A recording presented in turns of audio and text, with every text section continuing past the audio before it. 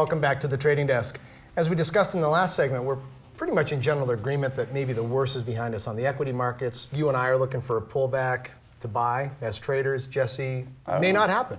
He's already long. I don't know if it's going to happen. And that's fine. I would love to buy. The things that are, kind of perplexing to me right now, gold. Right.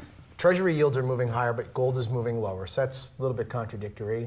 You wanted to talk about the FASB rules. And Well, we'll yeah, get to again, that. I think the market, the first 15, 18% of this 25, 30 move happened before the mark-to-market announcement. It was rumored, and I think that's a big piece of why it Why don't we already talk ran. a little bit about the Sure. mark-to-market in terms Well, of... I mean, go ahead. I mean, I think my understanding is the banks are still, as they have been forever, been allowed to say this is what it's worth. $200, even though we don't really know where the market is, and until we know where the market is, you can market wherever you want. Right. So. Well, they have been marking to market as best they can. But I mean, under the accounting rules, they're supposed to be taking their assets, mortgages and stuff they own, all kinds of securities, and say this was the last market price for this security, so this is what we have to market at on our balance sheet. The problem with that is there are a lot of markets. There are no markets for some of these securities, so there is no trade, or maybe there was a trade 6 months ago where somebody panicked and sold something, or actually found a buyer, 6 months ago. So there's one price for this not the bank's argument is this asset, the fair value of this asset is not necessarily the market price. So if you make us mark way down to here, it's going to hurt our capital levels, and you're going to cause another panic. Which is true. Right.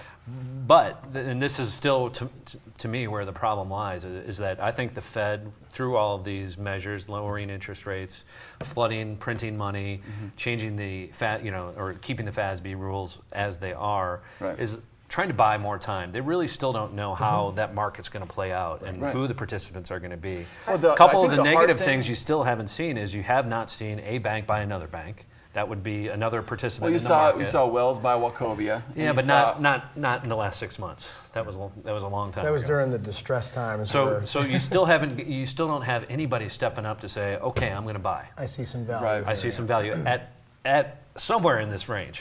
So we still don't have any clarity there. You also, that's the biggest thing. But you are seeing some positive things. You're seeing some IPOs, some secondaries. A little bit, but still spreads are wide. So there's, again, just kind of like what we're talking about. I think the real problem with the market for these products is they're not really financial products and they're not really insurance products. Right. They're kind of somewhere in between. And, for and financial a lot products, of it's toxic.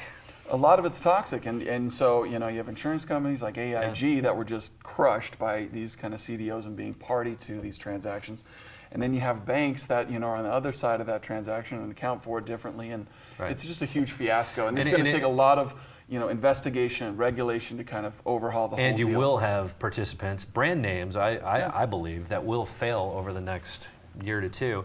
And so going back to the big picture to kind of wrap this in a nice bow. You think the government's going to let them fail? Well, the government's going to some will fail. Yeah, I mean, you maybe consider that failing. If common stock goes to zero, that's fail. I mean, that's what we're talking about here. We're not talking about bonds. We're talking about common stock, and generally for the show. Okay. But I do think this is why I don't think you're going to get a V move. I think we could bounce here and do this for a long time, and a lot of this for a long time, longer than any of us can imagine. I think it could be quite. Well, we've already done that for over 10 years. So markets. But we've had big V's. Now I think we're going to go to this. Called the defibrillator because there's going to be. I'm kind of on your side on that. We're not going to go anywhere up or down. I think it could potentially be like that. So. We've had the big moves up twice, big moves down twice, and now I can see just a lot of 25% retracement after what we've seen only gains back a little bit of a very small amount of the losses that we've seen. Yeah, but we're still down 60%, 55%. That's what I'm saying. So that's not really that big of a move in the big scheme of things. But you're also not going to get move over 1,100. I guarantee you, I'll take the bet all day unless we get world peace and things that you and I can't even imagine. So you're selling calls on the S&P. I will sell the high. Leaps. Yeah. Okay. The old high. We got to wrap it up. For the next 5 years. We got to wrap it up. When we come back, we are going to, first of all, we're going to go pay some bills. When we come back, we're going to talk to a local restaurateur that owns Kebaba, ask him about his business and some of the things that he has going on in this difficult economic environment.